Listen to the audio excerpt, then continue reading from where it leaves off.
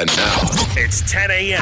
Let's just get down to it. And it's time for your sports fix. Strap yourselves in, folks. From two guys who have covered the teams you're passionate about for years. We are professionals. This is Jake Scott and Ben Anderson on 97.5 The KSL Sports Zone.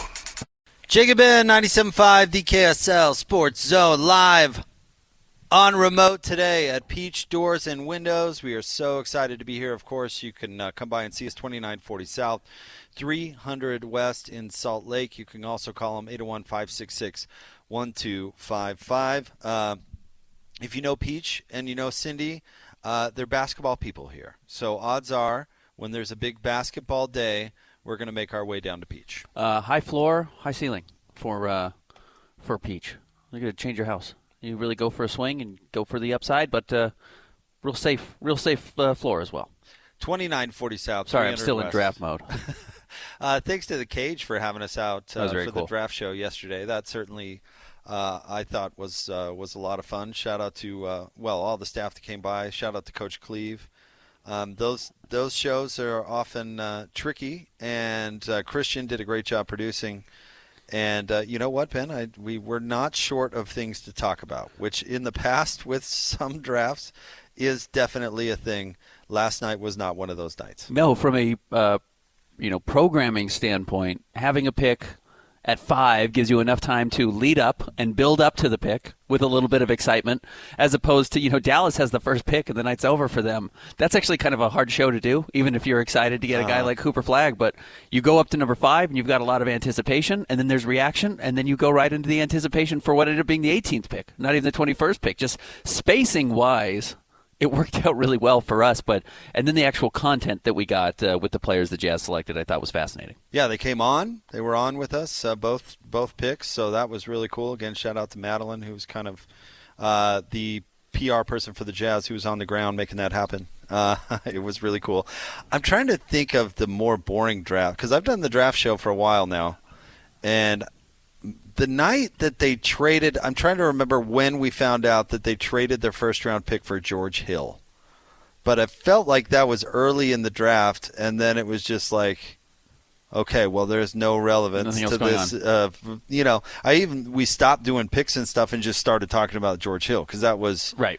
I mean, that all of a sudden was the major thing. So I guess that was kind of funny because it happened right at the beginning, and then we were left with basically no Jazz storyline for the rest of the night other than George Hill, right? So, but the draft all of a sudden became not relevant. I was at the draft when the Jazz traded the pick for Mike Conley the day before. I was just like, wow, I've got nothing to do here. I'm here a day early. I was like, maybe they'll get another pick, but it didn't seem likely, and certain enough, they did not. They did not. They did not. Now, that was when they did both rounds in one day. That was before they'd split it up into 2 days. But regardless, no, I thought it was fascinating last night. And then the players they picked, I mean, there is not, and you can see it all over the internet this morning, there's not a more interesting player in the draft, I think, than Ace Bailey. He's a fascinating basketball player on the court and off the court. His pre-draft storyline was the main narrative over the last week of what was going to happen and what was he doing and was he going to fall and who would have the guts to take him. And the Jazz just planted a stake and said, this is our guy. We're going to take him. End of story. Not really worried about it. And immediately they informed Jonathan Givony at Draft Express that we're keeping him. Like, this is not a pick that's going to be traded. This is a guy who's going to be in Utah. End of story. And they just want to move forward with it. Which is absolutely their right to do, which it makes the games before the draft a little more understandable, because really Ace Bailey's career is now kind of out of his hands as far as choose your destination for 7 years, really, if you push it to the limit. But we're talking at least 5-6 years where he really is not going to have any control over what team that he plays for.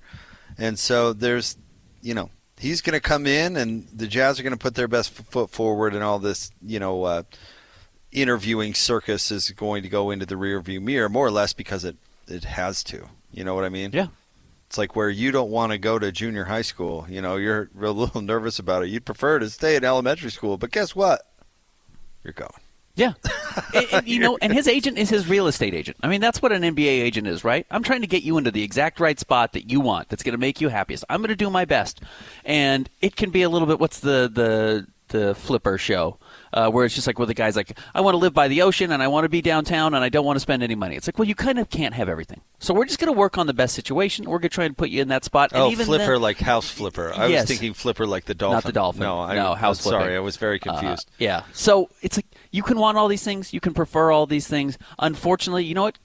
Cooper Flag, maybe Dallas is a bad example, but there have been a lot of guys who were the number one overall pick who said, I don't want to go to that team. That team's bad. It's like, yeah, that's why they have the number one pick. That's why they are where they are. I'm sure you would rather go in the 20s where the Miami Heat are always drafting, or where the Lakers are traditionally drafting, or where some of these teams, the Spurs, even though they had the number 2 pick last night, where the teams who win a lot are generally going. But if you're a top pick, you're not going to get those types of teams. And then, as we've talked about a lot, as he will learn very quickly, Washington, nobody had a worse night last night than the New Orleans Pelicans. Those actually aren't places you want to go. Those aren't environments you want to be in. And I'm not saying the cities. I'm just saying the teams. The culture of those teams is not great. So he will adjust to Utah very quickly. I went back and I rewatched the Ace Bailey selection of the draft last night because I saw it blown up a lot and we were doing our show, so I couldn't watch it. Oh, man, he looked so miserable. And I just didn't see that at all. I just think people are projecting something they want to project on Ace Bailey that absolutely was not there. Which I find that stuff annoying. And honestly, the storyline of are you happy to be in Utah will now never go away and is going to be annoying for the foreseeable future. Did you see, again, we didn't watch the broadcast because we were doing our own, but did you see what the Toop floated out there, Toop Myers? No. That the Jazz may have assured Bailey that they were going to take him, that they may have given him that assurance, which actually I thought, because Ace's answer when asked about it, and he said, I had no idea they were interested in me, kind of stood out as, God, that's kind of weird. Yeah.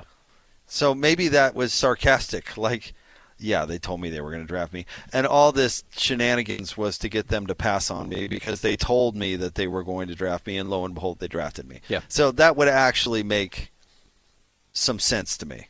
And I believe in the smokescreen aspect of it, with all the Jeremiah Fears noise that was going on, that a lot of people went into the night not thinking the Jazz had the guts or the willingness to draft Ace Bailey if they weren't positive he wanted to be here, and they pulled the trigger anyways. So nobody trades up to 4 to get him before they can. So maybe, it's all out there, but something tells me that he was aware of the Jazz interest in selecting him, and that's why that answer was so bizarre. All you have to say is, like, I think I'm a really good player. I'd like to think everybody was interested in me. Yeah. I'm really curious. I'm curious if he had worked out for the 76ers, if they would have taken him. You know, he famously booked a workout and then backed out of it and then refused to go to one. I'm curious if they had seen him up close and felt confident that he was okay with the situation. Had he just gone number 3 overall, maybe he wouldn't have. Maybe they still would have gone with VJ Edgecombe. Had he gone to Charlotte, would he have gone over Con Knipple? I don't know. We won't ever know that. But the fact that the Jazz got him at 5 without bringing him in for a workout, again, I think gets a little overblown. They didn't work out Walter Clayton either. They said that. You know, he came on our airways and told us he didn't work out in Utah. So they've got the intel. They've watched these guys. They know who they are. They talk to them at the draft combine. You know, you get a chance to sit down with all these players. That's why the NBA combine has value. You get to go and actually sit and talk to these players. They don't scrimmage. You get their measurements, but you get to sit down and talk to them for X amount of time. And if you're in the lottery, I suspect you get the lottery picks a little bit longer, and you get to get comfortable with them and who they are as people, and you talk to their agents. And I don't think the Jazz went into this blind. I don't think the Jazz went into this guessing that, like, we just don't have any idea how this is going to turn out. No, the Jazz need a star, and they had to draft somebody with star potential. And he has that. And, you know, on the other 2 teams that could have potentially picked him before the Jazz, I thought you made a really great point on the show last night that, you know, if Ace wants to be a star, Philly's probably not the spot for him. Yeah, it'd be hard for him to do. Yeah, I mean, he's going to be a role player in Philly for the foreseeable future, you know, and that might not be the ideal landing spot for somebody like him. Maybe that's why they canceled the workout in Philly. You know, you really never know. And then Charlotte, listen, somebody who's familiar with the area, they got a Duke guy right there on their board. They're going to take the Duke guy. Yeah, that's interesting. Yeah, they're going to college basketball is such a big part of that community that, honestly, that's going to set somebody. If all things are equal and you can take the Duke guy, you're going to take the Duke guy because it's a victory, and this is a new ownership group who needs a PR win. And even if the guy turns out to stink, nobody's going to be mad about it because he's a Duke guy, and everybody wants him to be the guy. You know how even media members latch on to players that they say, oh, the Jazz or whomever should have taken this player, and then they follow that player for every second because they somehow attached their own identity to that guy? Yeah. Desmond Bain, for example. You know what I mean? The Doak Desmond draft, where everybody still brings it up, probably on a daily basis. Like, well, if it were me, I would have taken Desmond Bain. Right. And loved to take that victory lap. Everyone in Charlotte wanted him to take Con Knippel. Right. Every fan wanted him to take that. So that means that even if he washes out, nobody's really that mad about it. Yeah. Because that was their guy. I'm not shocked at all that they stayed there and they took Knippel. It's a win there regardless. So I don't know. I don't know. That's interesting. I wonder if this was some sort of play to get him to drop, and he probably knew himself he's not dropping any further than 5. I haven't seen this yet from ESPN, but Legion Hoops on Twitter is reporting this is from ESPN, and they said that Washington and Charlotte, remember Charlotte was drafting 4th, and Washington was 6th. It says Washington and Charlotte plan to swap picks to allow the Wizards to draft Ace Bailey at 4, but the Hornets were afraid that Con Knippel would have been gone to the Jazz at 5. So they didn't want to drop back to 6 because they didn't know what the Jazz were going to do, which is exactly the Jazz's job. Because they wanted the Duke guy. Right. Charlotte wanted the Duke guy. The Charlotte couldn't miss out on the Duke guy. And the Jazz don't let you know, are we going to take Ace Bailey here or not? Because if the Jazz reveal they're going to take Ace Bailey, then, Washington has to move up to number 4 to get him. And Charlotte doesn't know what the Jazz are going to do at 5, so they don't feel comfortable dropping back down to 6 because they don't know if the Jazz are going to take Con Knippel, which is why you don't let this stuff leak, which is why you don't let anyone know what your board is, because you actually, maybe you have Ace Bailey at 3 on your board. Maybe you have Con Knippel at 2 on your board, but you don't let anyone know that because you don't want them to know who you're taking at 5 because it doesn't allow people to maneuver around you forward or backward, and that's the benefit for the Jazz there. That's the game. Yeah, that's the game. That's the game. Right. So pretty interesting maneuvering, especially considering that's Austin Ainge's first draft as the number 1 guy, as the signal caller. So an interesting draft, a fun draft for the Jazz, and then Walter Clayton he's gonna have a lot of fans in Utah really quickly. Yeah, everybody's really high on him. You think he could, in fact, be the point guard? I don't know about right off the bat. You didn't say that, but he can be the dude pretty quick. I just think the tools that he has, which the Jazz need, is a guy who makes shots, is really, really valuable. The Jazz really just don't have enough shot makers. They have a lot of shot takers. They don't have a lot of guys who make shots. But here's what I don't get is why is he at 18 then? That's what that, and I tried not to bring it up too much on the show, but that just kept coming up in my mind, and maybe that's because I'm a cynic. But if all that is true, why is he still around at 18? The drawbacks are that he's a little bit small. And he's 22. I mean, that's just the concern. And those guys don't always make it, But when they do hit, they can have long runways in the NBA. So, why did Damian Lillard fall even to the point where he fell? Like, he was awesome in college.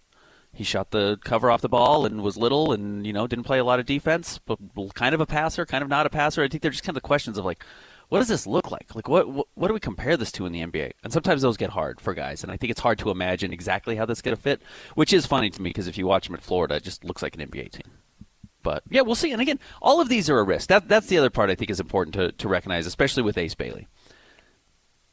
He's a risk. Of course he's a risk. If he wasn't, he would have gone number 1 overall. If teams knew how good he was going to be and could see into the future, he would have gone higher or he would have gone way lower. We don't know what he's going to turn into.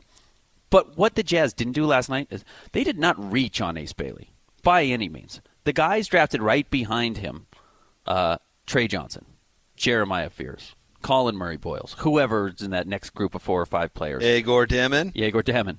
They are equally as flawed as Ace Bailey is. And maybe not, and probably not as rawly talented. They probably don't have as much just natural skill as he has. Plus, he's got this physical body. Like, the Jazz didn't just draft a physical freak with no basketball skills. They got a good combination of basketball skills and measurables to go at 5. And had they taken Trey Johnson, you would have said, yeah, he's got all these flaws. He doesn't play any defense. Questions about his passing. Doesn't get into the paint. Had they taken Jeremiah Fears, we talked about it a lot last night. He's 6'2". He doesn't finish when he gets in the paint. He can't shoot threes at all. It's like, I don't think Ace Bailey is a more flawed basketball player than anybody else taken between 6 and 30 last night. So I think they got truly high upside player, best player available, with the right type of measurables. To put it a different way, I agree, but they don't have to sell anything with Ace. And get where I'm coming. Like, when they drafted Trey Burke, they really had to sell it that he's a winner. Yeah. Because he wasn't really good at anything. Right. Like, he wasn't an elite dribbler or passer or shooter. Yeah. And he was teeny. He was small and all this stuff. But there was some intangible They had winner. to sell it as, this guy's a winner. This franchise needs that winner, whatever. Mentality. Dante Exum, you had to sell that he's going to learn to shoot. Yeah, we know we can't shoot now, but, I mean, look at the speed and the size and all this stuff, and, that's going to be something to come around. Taylor Hendricks, honestly, you had to sell like he's underskilled, but all the other things are there. So as soon as he gets that skill, man, the sky's the limit. And really, you have to do this for – I'm not trying to be unfair to the Jazz and their previous picks. It's just you have to do that with players because most players in the draft are super flawed. Yeah. There's really nothing that you have to, like, sell it with this dude. Like, the ceiling is there. He's super skilled. He's huge. The only thing I guess you have to, sell it is that he's not going to want to be here. And I don't know. You understand what I'm getting at? Yeah, absolutely. 100%. Usually, I mean, like Enes Kanter, you even had to sell it. Like, right. The offensive skills. Maybe he's not laterally quick and undersized a little bit. But, boy, you've seen that move and this. And Coach Calipari loves him to death. Right. The intel we got was off the charts or whatever. Yeah, right. Exactly. And there's really not any of that with this. Like his game, while not – he hasn't arrived by any means. But, I mean, if he goes at a natural development process in the NBA, I mean, he's going to be really good. No, this isn't the Jazz trying to be smarter than anybody in the room. In fact, I think it's not the opposite. They're not being the dumbest guy in the room. They're just not overthinking it. It's a huge player with a ton of skill. Great. Nothing to sell there. That's the sell. That's what you're excited about. So I think a strong spot for the Jazz to be in after last night. Jeremy, what were your thoughts? You excited about it? Are we talking about hockey? Hey, there's a big trade in hockey too. Yeah, it's been busy today with the Mammoth. We're actually going to get to that coming up next. But hey, thanks for having us. Thank you for coming out. We always love seeing you guys. So we want to talk a little patio doors. We love patio doors. Patio doors to fit lifestyles. Like Ben wants to throw big kegger parties and wants to, really have his house accessible. But I also want to be in bed and being able to see it from the inside of my house out. Can you find a door for that? We can. We love patio doors. Some of the best time right now is to use your patio doors. People are outside grilling, outside in their backyard with their pools, their yard, just soaking it up. You want to walk through your patio door with a smile. And I go into many people's homes that still have a broomstick holding their sliding glass door shut, and they have to wrestle it like a bear to open it. Let's change that. We can easily put in really good operating patio doors.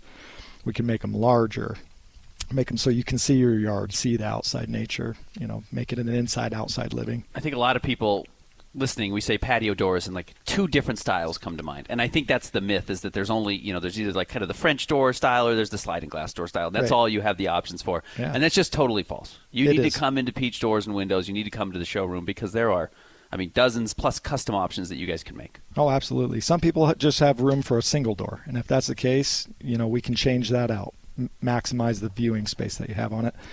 And ultimately, again, make it so when you're carrying that tray of, fresh grilled barbecue food in or out, that you're not tipping it over, dropping it on the floor, hitting the door frame as you're walking through.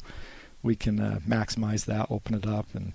Oh man, I can identify with that. Nothing worse than juggling the One tray. hand.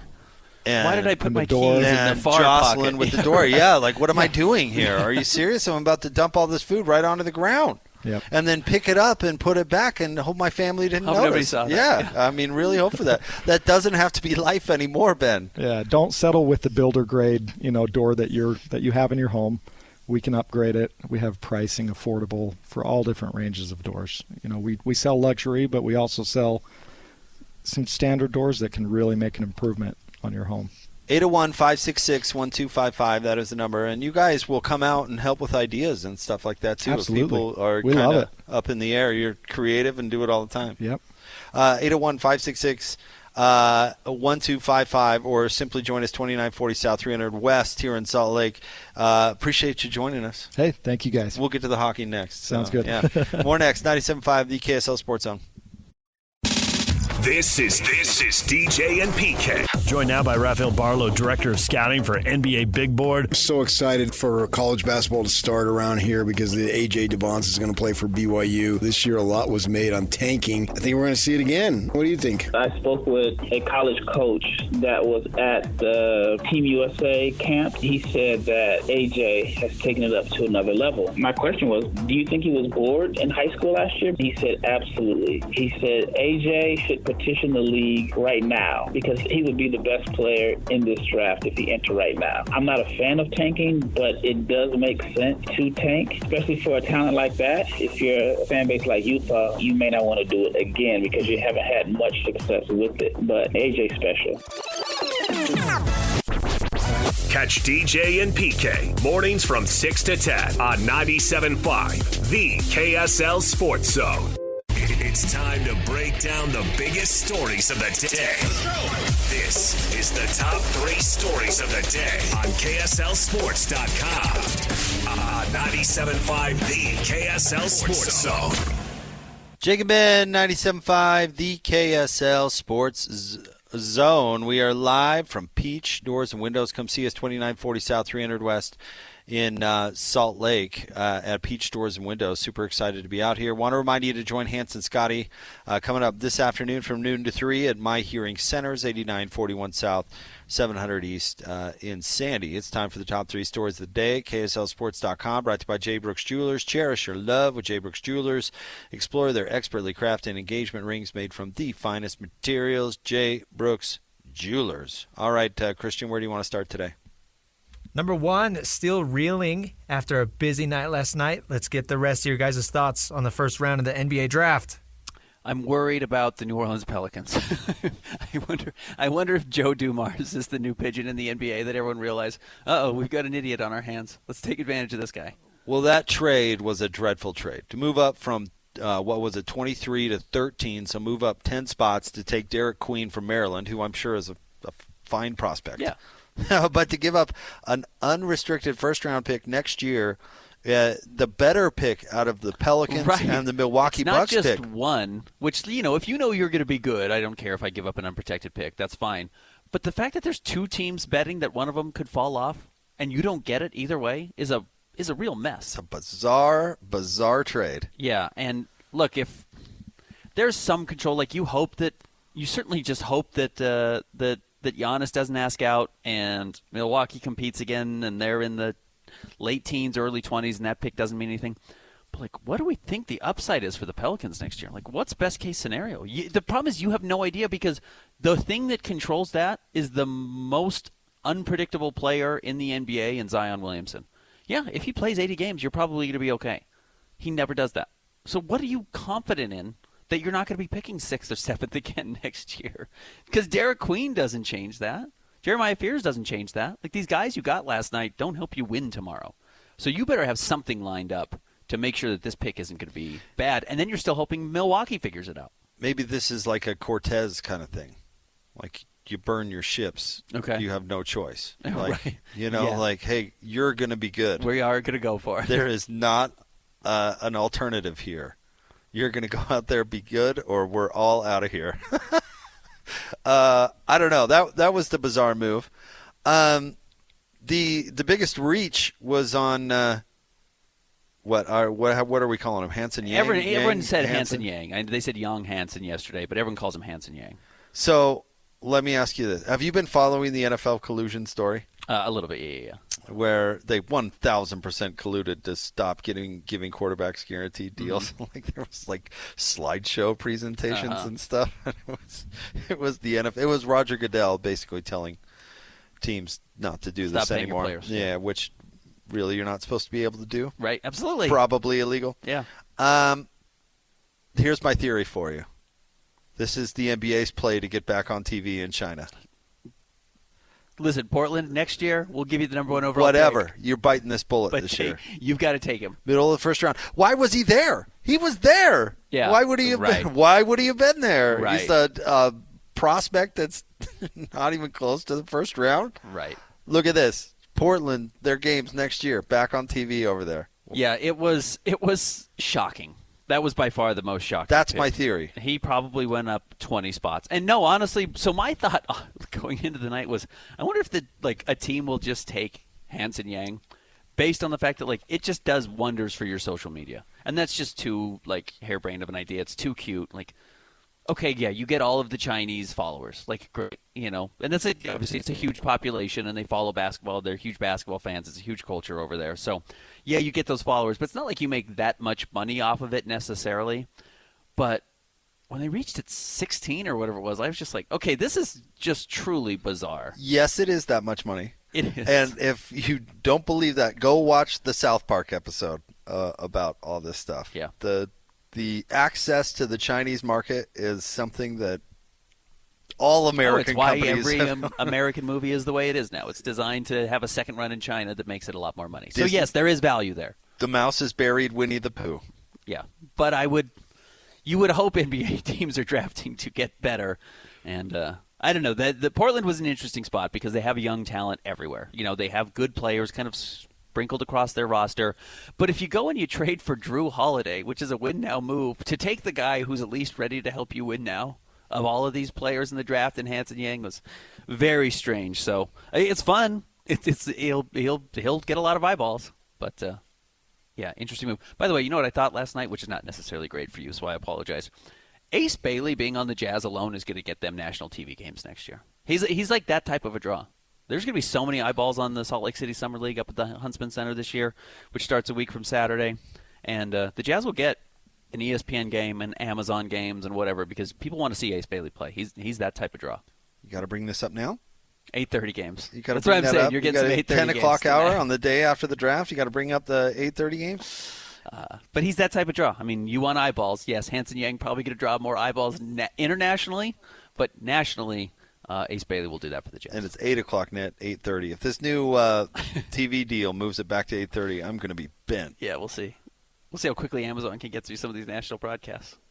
Oh, we know a guy, though, at Amazon now. So yeah, we do. Maybe we have some sway over there to not pick up Jazz. Perhaps. Speed it up. Start it on time, huh? Yeah. Let's make that happen. Any other thoughts on the draft? Brooklyn made all 5 of their picks for some reason. We're going to talk about Brooklyn coming up at 3, so we'll do that then with Egor. All right, next. Number 2, it wasn't just a busy night for the Jazz. The Utah Mammoth got going. We had a big trade last night. Yeah, I was legitimately curious. If you watched some of the War Room stuff for the Jazz last night, you saw Ryan Smith in there. I was like, did Bill Armstrong and Chris Armstrong knock on the draft war room for the Jazz and be like, Ryan, we got a trade that we need to do right in the middle of the draft. Is that okay?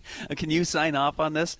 He had a busy night, but the Utah Mammoth landed J.J. Peterka from Buffalo, 23 years old, forward, 68 points last year.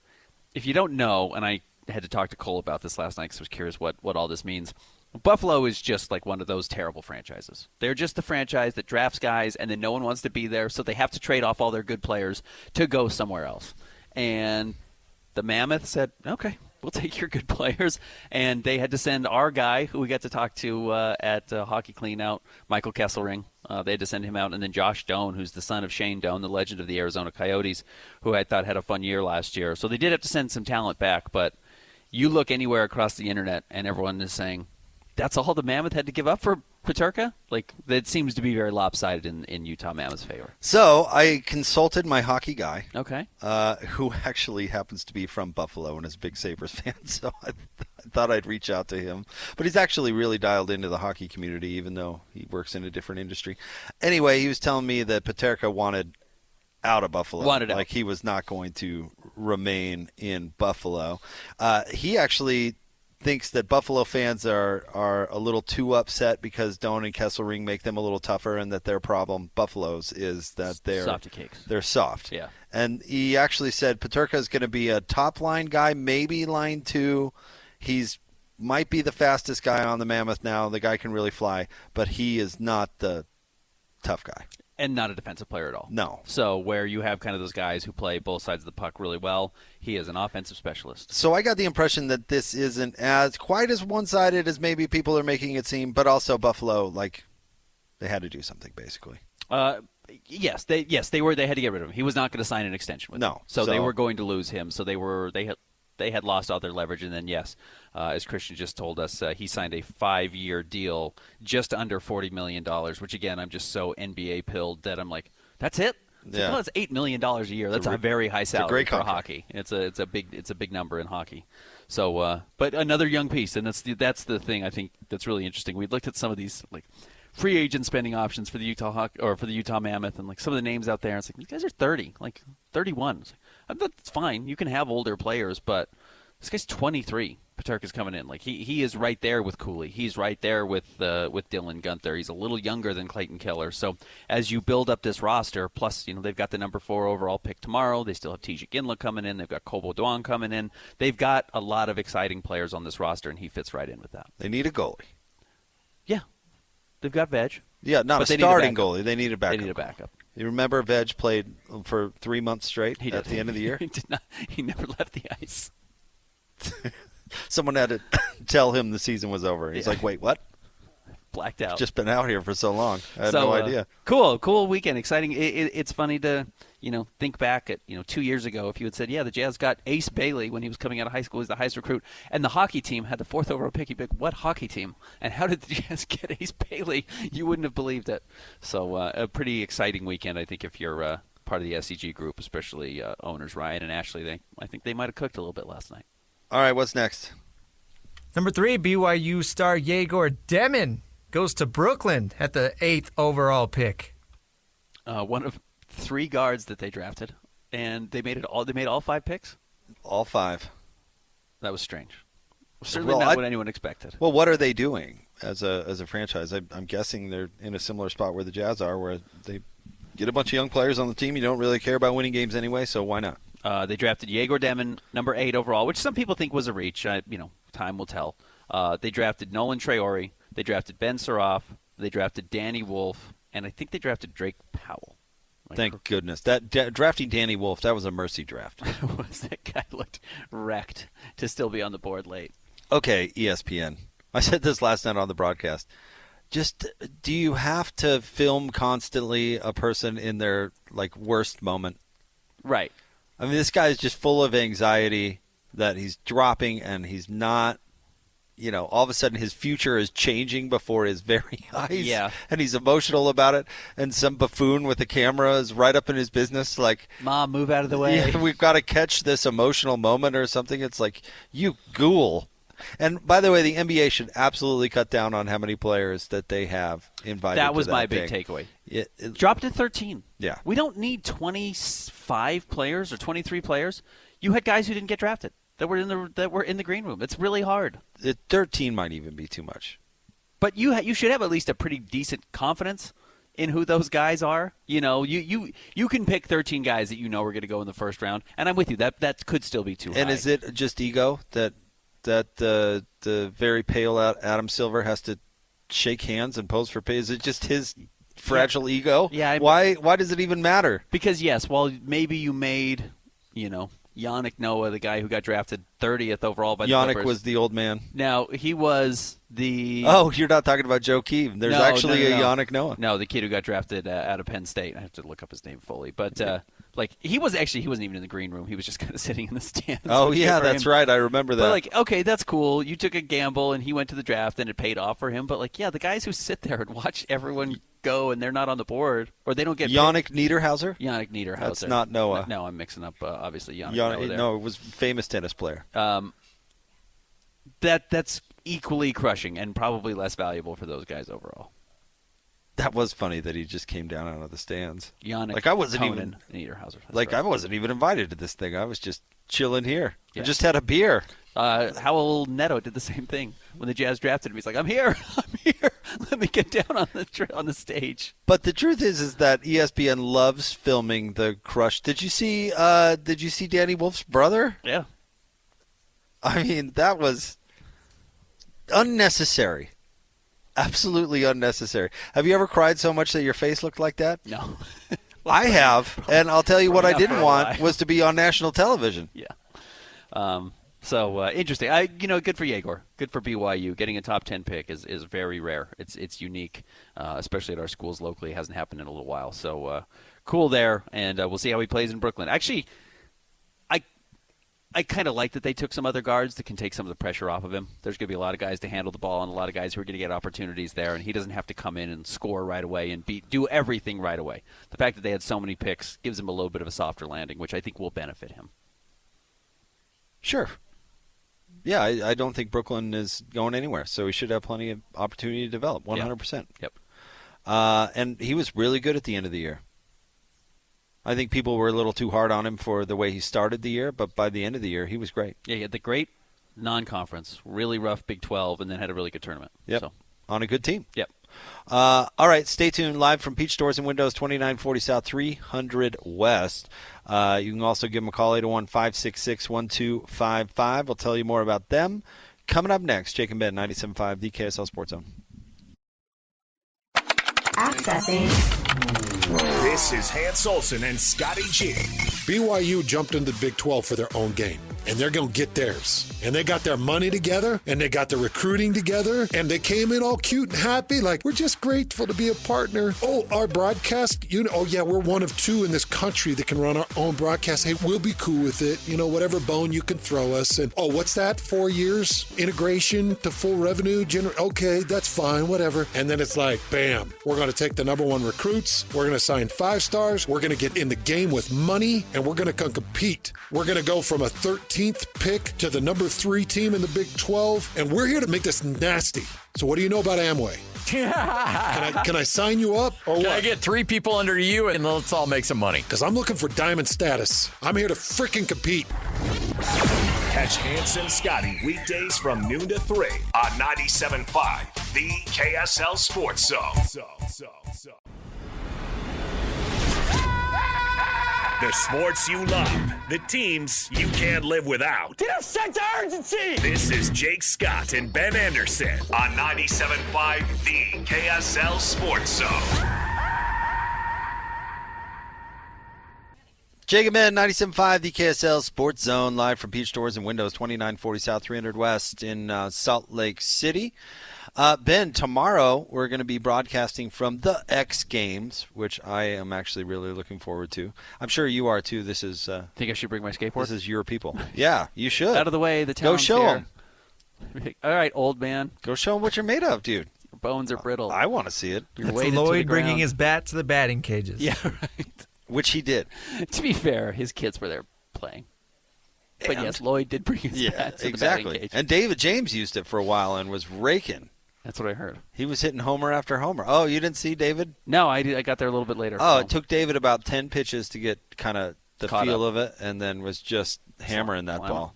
But let's give away some tickets to the X Games. 801-575-ZONE. You're going to get a pair of tickets to the X Games for tomorrow, including the concert featuring Deadmau5. So there you go. 801-575-ZONE, caller number 12, and you're going to get a pair of tickets to go see the X Games coming up tomorrow.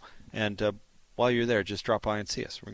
I'm not sure exactly where we're going to be. I have no idea where we're going to be. But we're going to be there somewhere, so come find us. Yeah, I'm excited. But today we are at Peach Doors and Windows, 2940 South, 300 West here in Salt Lake. Jeremy's jumping on with us once again. We talked a little patio doors in the first segment. Let's talk, should we go entry doors? Entry doors. We love entry doors also. Patio doors are nice because your friends are in the house and you're like Right. showing them the backyard. But the entry doors is the real sell. That's everyone can see it. That's your first impression. Yeah. When someone pulls up to your home, that says a lot about your home. What's inside? Is your front door welcoming? Right.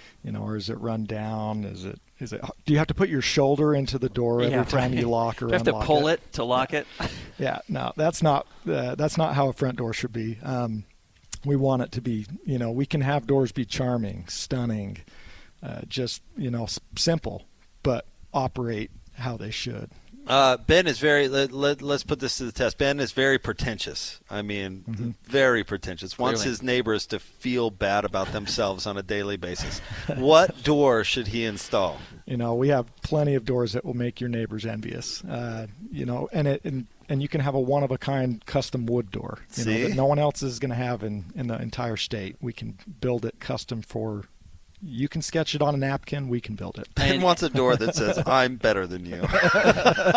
But not subtly. I wanted to say it subtly to say it. Yeah, exactly. Well, you know what? And the safety aspect of it is a big part of it. And Yep. I think that's something a lot of people are concerned of. And we've talked about the swatting video of you had a client who police showed up at the wrong house and tried to break the door down, and they had to take turns with the battering ram. Yeah, they handed it didn't it off. work. They couldn't get it down. And you know what the part of that story I love is that, yeah, they got a custom door for you guys, and when they needed it replaced because there was some damage under the door, they were still able to call you, and you guys knew what they were looking for, and you could come and replace it for Oh, them. absolutely. Yeah, we're happy to help with all different fashions. And again, we have different price ranges of doors: affordable, high-end, luxury, or just a simple replacement to get your door working again, so you don't have to put that shoulder into it. And come see for yourself, by the way, 2940 South, 300 West. If you can't make it down during the show, come down and see it, and you guys can show them all. We'll all walk the you different through stuff. the whole process. So cool. Also, free in-home estimates, 801-566-1255, 801-566-1255. It's Peach Doors and Windows. Thanks, Jeremy. We appreciate you. Thank you, guys. All right, we're going to let you hear from Austin Ainge coming up right around the corner, and I'm curious to get Ben's reaction to what's coming out of the front office. So stay tuned for that. Live from Peach Doors and Windows, Jake and Ben, 97.5, the KSL Sports Zone. Take the Zone with you wherever you go. Download the KSL Sports app to get live streaming of your favorite shows. Downloading. Download the latest podcasts and get all the latest breaking news on the teams you can't live without. Everything you need delivered right to your phone. Let's go get them where we can get them. Just search KSL Sports on your app store of choice. Download it now. The KSL Sports app, presented by University of Utah Health.